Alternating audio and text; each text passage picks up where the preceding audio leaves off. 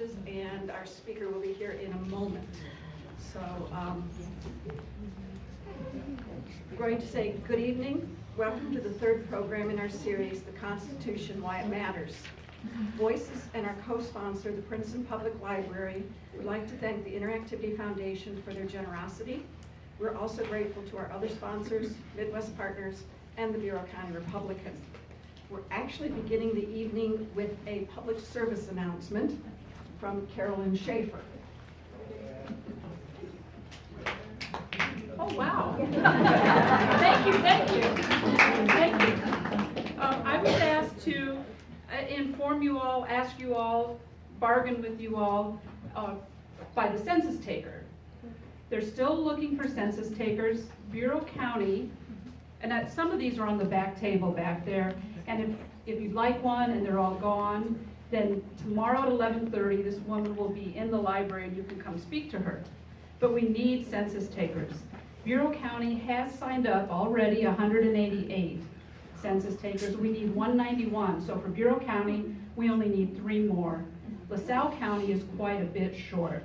So LaSalle County is another place you could go to sign up if you'd like to help. But you might ask, well, why do we need to do this? And the question is, if we're not all counted, it impacts the federal funds that come to our community. And the amount of that difference for each person that's not counted, we lose $1,800 per year. And if you think about it, this is a 10-year span before the next census, that's $18,000 per person between this census and the 2030 census. 10 people that are counted, that's $180,000. 20 people, it's $360,000. So it's really, really important. If this is something that you think you might be interested in, could do, it pays $17.50 an hour. The mileage reimbursement is the IRS amount of 57.5 cents. It's an 8-week minimum, starting mainly in May over the summer. So if you can, consider it. If you know somebody that might be interested in doing this, please pass the information along. As I said, the woman will be at the library tomorrow at 11:30, or you can go online to 2020census.gov/jobs. So if anybody's interested, if the forms are gone in the back, just ask me afterwards and I'll give you the information. Okay? Thank you. Thanks, Carolyn.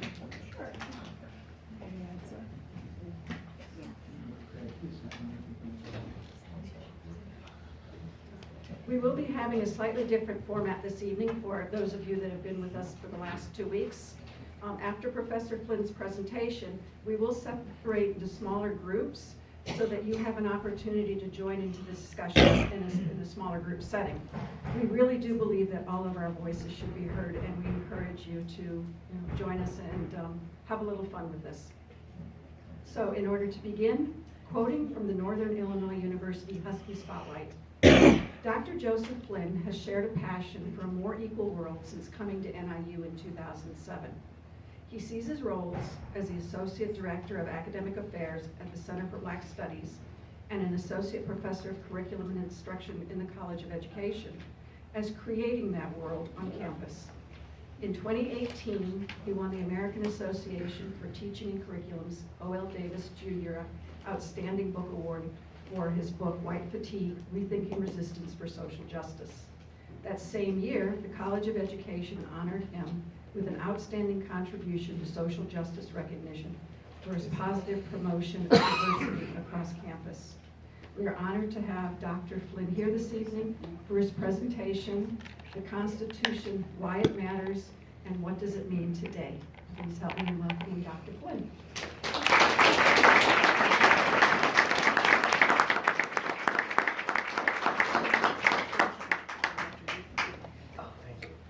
Let me get my foo-foo water.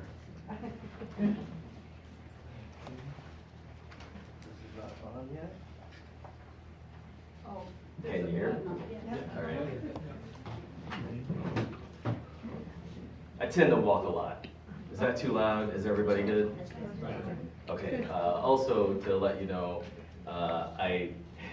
even though I've been doing this for a long time, I hate giving presentations. Like the first 10 minutes, there's all this quavering in my voice. It's like, oh my God, I can't feel the crowd yet. But hopefully it will go away in a few moments. I also have a tendency of pacing when I present. So it's always kind of a drag because I always walk in front of the screen, and that's never any good. It works. Oh, sweet! That was the problem back 10 minutes ago, but no, it's not. And I guess that's another step in the right direction of me calming down and giving this presentation. So, without further ado, thank you for that wonderful introduction. And thank you all for this wonderful invitation. I really appreciate it. So tonight, for the next 45 minutes or so, we're going to talk about race. Don't worry, I'm a professional, pretty good at this. Wrote a whole book about it.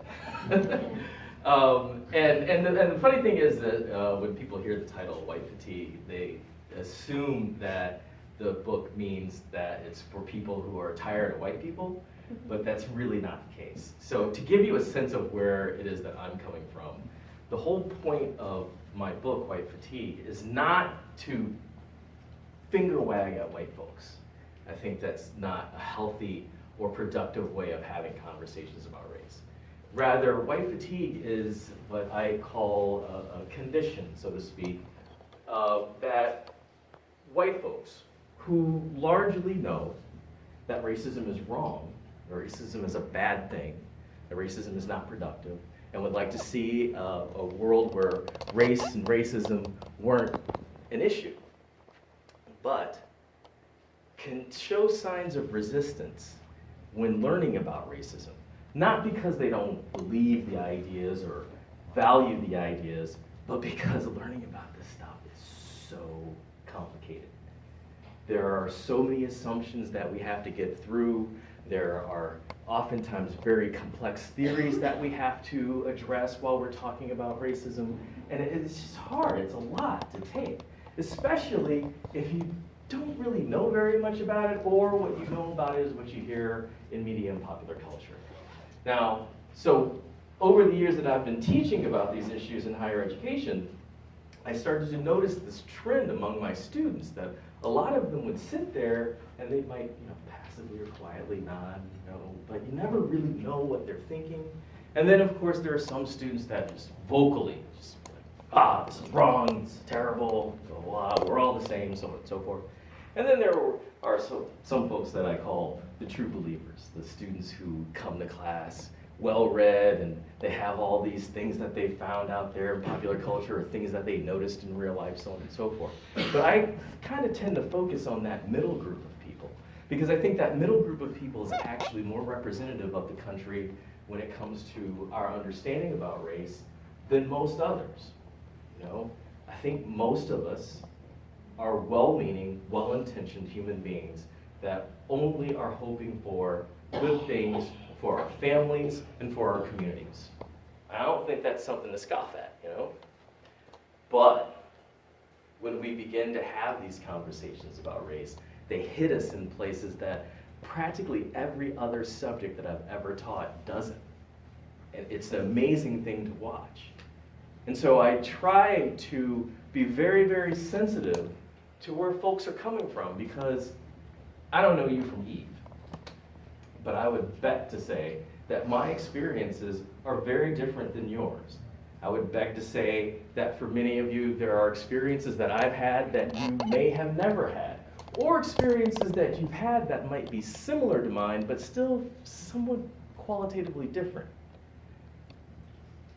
So the ideas that you may have or may not have, I have to take them seriously and understand that the experiences that you've had have shaped the ways in which you see things. And that's not a statement against you or for you. It's just how human beings are. We tend to make sense of things based purely upon how they fit into the schema or the world that we have created for ourselves. And so sometimes when we're talking about race, it becomes a really difficult conversation because it can counter, sometimes folks can say things that will completely counter everything one may have heard. And that's hard. It's a hard thing to grapple with. And the history of race in this country is a very, very, very long history. And some might be wondering, well, of all the things in society, why does race keep coming up? Well, there's a practical reason for that.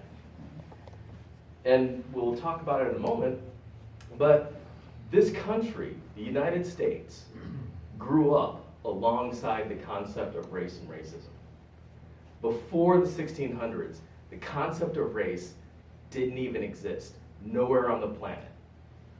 You go, researchers have looked at literature, at art, at law, and the term white as a designation of a category of human beings did not exist before the mid-1600s. And there were very specific reasons why this was created. And yes, it was created in part as a way of sustaining and furthering the institution of slavery. And with that being said, once this notion was created, this idea, our nation then basically took another couple of hundred years reinforcing that idea and building through law, through social policies, through social practices, a hierarchy of race. And once it's all put together, it all kind of makes sense.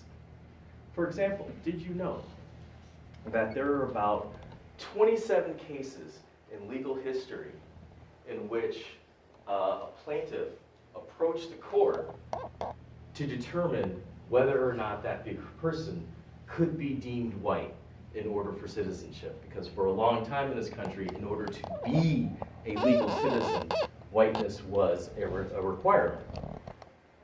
That began in 1790 with our first naturalization law.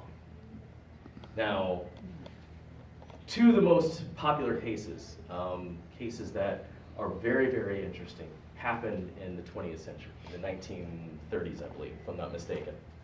The first case was a case called Ozawa versus the United States. In the Ozawa case, Ozawa was a Japanese immigrant. He was a business owner. I believe he lived in California. He was a business owner. He converted to Christianity. He learned to speak English. He was said by his neighbors and friends that he was a stalwart figure in the community, great person, so on and so forth. Well, his citizenship was denied because he was Asian and not white. So he appealed. His appeal made it all the way to the Supreme Court. Supreme Court heard the case, and Ozawa did something really interesting.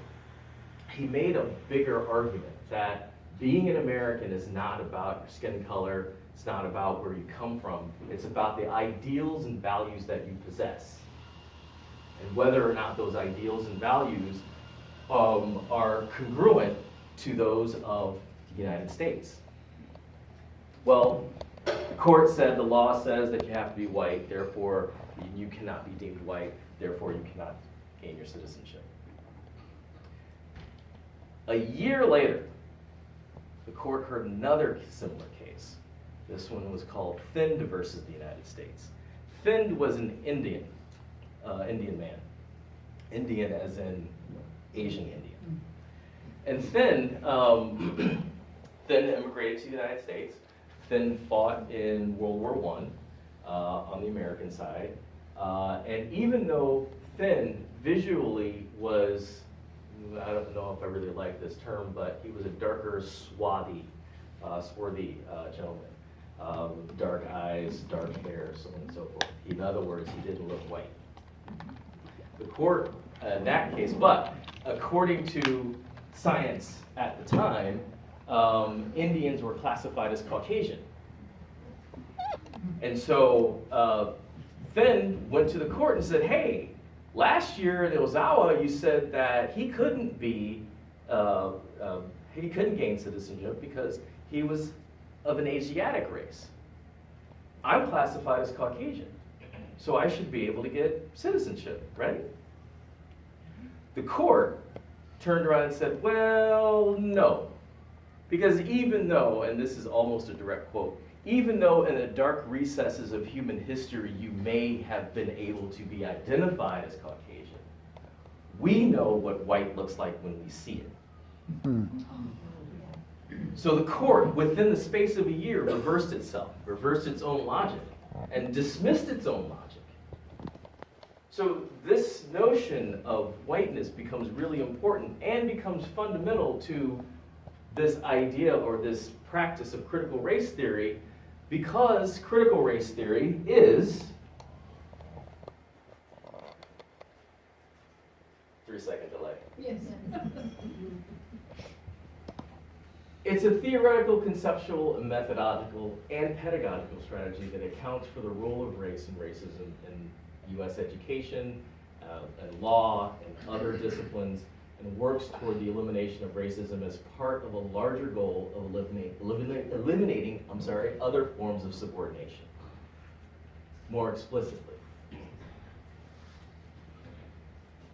critical race theory is a movement that challenges the ability of conventional legal strategies to deliver social and economic justice, and specifically calls for legal approaches that take into consideration race as a nexus of American life.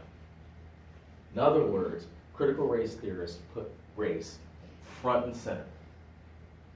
They operate out of the assumption that race is real and race has differential effects depending on who you are.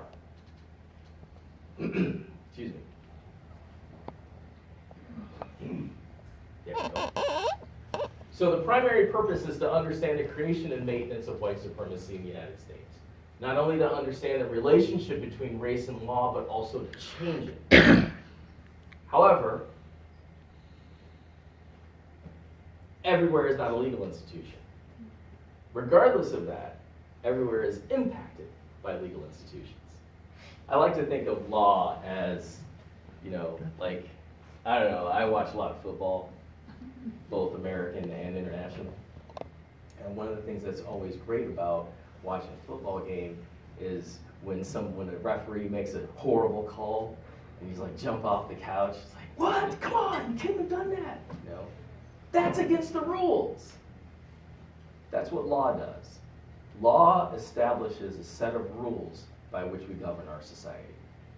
Now the assumption is that once a law is passed, once laws are created, that those laws will, number one, first and foremost, be applied equally to all citizens, right? Or all people in front of the court. But secondly, and I would dare to say most importantly, that doesn't always necessarily happen. Equally important is even when the law is written, and it might have been written with the best of intentions, it doesn't necessarily mean that the way that law plays out in practice doesn't have differential effects, dare I say, discriminating effects against some groups. A really good example of this is the 1994 crime bill. We're in the midst of political season, and so I'm sure some of you have heard the criticisms against the Clinton administration and how the Clintons passed got through the 94 crime bill in Congress. At the time, what was really fascinating about this is that, At the time, what was really fascinating about all this was that it was a response to the rise of the crack epidemic in our major urban cities across the country, and the beginnings of the rise of crystal meth problems within our more rural areas, or rural towns. And so a part of what the crime bill did was it instituted things like the 3 strikes law, which said, hey, if you have 3 strikes against you when you come before the court, well, if you have 2 strikes against you before the court and you are found guilty of that 3rd offense, then you will receive life in prison. Unfortunately, now the judges were verklempt about this, as my Jewish friends would say. good friend of mine who does the social justice summer camp with me, James Cohen. He's Jewish, and so he's always throwing all these Yiddish terms at me. I figure I'll use them out in public. But there was a lot of hand-wringing by the judges, because the judges were like, well, if you tell us that we have to do the mandatory minimums or mandatory 3 strikes, you disallow us from looking at the context of these infractions. And what ultimately ended up happening is we saw a largely disproportionate number of African American Latinos going to jail for very, very long sentences for really ultimately minor offenses.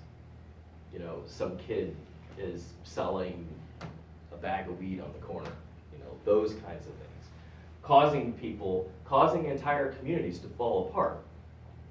And so critical race theorists take these kinds of phenomena and look at them critically to see, how does this happen? How does this play out? Why do these things happen? There we go. So the key assumptions of critical race theorists. Oh, well, let me back up for a second, because I should give you a little bit of history. History, my least favorite subject. Historically, and legal, has anybody ever been to law school, if I may ask? All right, so there are a couple of kinds of law schools you can go to, or a couple of approaches to law and learning the law. Everybody watch Law and Order? Sure. Love Law and Order. It's my favorite show. Seriously, when I leave here tonight, I'm probably going to go home and watch 3 hours of Law and Order. But Law and Order, they always talk about black letter law. It's black letter law. Black letter law says blah, blah, blah. Well, you can learn law that way. You can learn what is written in legal books throughout history, in terms of different areas of the law. You can do that. But then there's also analysis of law. Critical race theory is the domain of the analysis of law. In other words, when a law gets passed and decisions are made, how do these things really play out in real life? And furthermore, the critical race theorists are like, well, how does this have a direct impact on race? So in the early 70s, there was a field called critical legal studies that began to emerge. And the critical legal scholars were trying to look at law, and they were largely focusing on how law had an impact on class, on socioeconomic status. Well, the critical race theorists, led by a gentleman named Derek Bell, he's no longer with us, but he was a Harvard law professor, and he had a number of acolytes and friends that he brought along, and they developed this thing called critical race theory. And some of these people included legal scholars like Kimberly Crenshaw, who we'll talk about in a moment, Lawrence Matsuda, Richard Delgado, Lonnie Guinier, and many others. And they began to critique critical legal studies as being insufficient, because there were still problems that were happening in law that weren't necessarily about class. So for example, when in the 1980s, a number of African American executives, junior executives, sued Texaco, the oil company, because they were not getting promotions, and they were not being promoted despite their work at the rate that their white counterparts were. And there are other issues that were coming up that these folks noticed. And so they began to start looking at the law through what we would call a racial lens. So their assumptions is that race is a socially constructed product of social thought and relations. All right, that sounds really egghead, right? My wife is hilarious, because even though my wife is an associate dean at University of Illinois, Chicago, she's always calling me an egghead. She's like, Joe, I don't know why you even open your mouth, because you say a whole bunch of stuff that half the people don't listen to. Wives. But all socially constructed means, if you're not aware of this term, all it means is that it was an idea that was built over time by people. So socially, it was built or constructed. Racism is normal ordinary, and ingrained in the society. So part of the reason why I started this talk way back in the 1600s was to key off to you that the development of this category of people called white happened. Before the 1600s, we were just recognized as by our ethnic or national origin. So around the planet, you had, the Chinese, the Japanese. In Africa, you had the Egyptians, the Ethiopians, the Moors of Mauritania. You had different tribal affiliations like the Bantu or the Maasai. In Europe, you had the Anglo-Saxons, you had the Normans, you had these different ethnic groups. But then once immigration began to rise, the colonization of North America began to happen, you started to see more and more and more Europeans, especially the English. And in early colonial law, what you saw, especially when it came to laws governing slavery, also known as slave codes, what you would see in those codes was language like, in order for someone to be a slave, they could not be of English, European, or Christian descent. Then the language turned to English or other European. Christian was dropped because Europeans began to find out there were actually Christians on the western coast of Africa, and so you could enslave those people, at least by their law. So the law was changed. Then it was changed to white folks. It's a much more, I guess, efficient way of saying things. But again, after the creation of white folks, and the term white does not begin to appear in law until about 1683. So after 1683, you had a series of laws afterwards that continuously constructed a racial hierarchy in what would eventually become known as American society. So, racism is ingrained into society. Traditional claims of neutrality, objectivity, and colorblindness must be contested to reveal the self-interest of dominant groups. So I'm an educator. I teach teachers how to teach. And I talk a lot about, and me and a lot of my colleagues, we talk to our students when we're talking about multicultural education about the idea of colorblindness. Now, colorblindness, for those that don't know, and again, if I say something that you all are aware of, I have to always assume a baseline of knowledge. And since I don't know anybody in here, I'm going to assume that you all don't know any of this stuff. But if I start going off the deep end or down some tangent, let me know. I have a tendency of doing that. But colorblindness is just the idea that you don't see color, which to me personally is kind of ludicrous, because I don't see how anybody could not see that I'm black walking into this room. The problem is that when someone attempts to say that they're colorblind, what it does, on one hand, it kind of eclipses other problems that are still happening in real time. It also eclipses that person's ability to look at their own implicit or unconscious biases. And most importantly, as I tell my students, when you say that you're colorblind, then what I hear is that you don't see me. Because whether we like it or not, I am an African American man in the United States in 2020. I don't really want to lose that identity. I love my identity. I love being black. Because to me, being black is not a bad thing. It's a great thing. It's a glorious thing. Heck, we created jazz. That alone is great.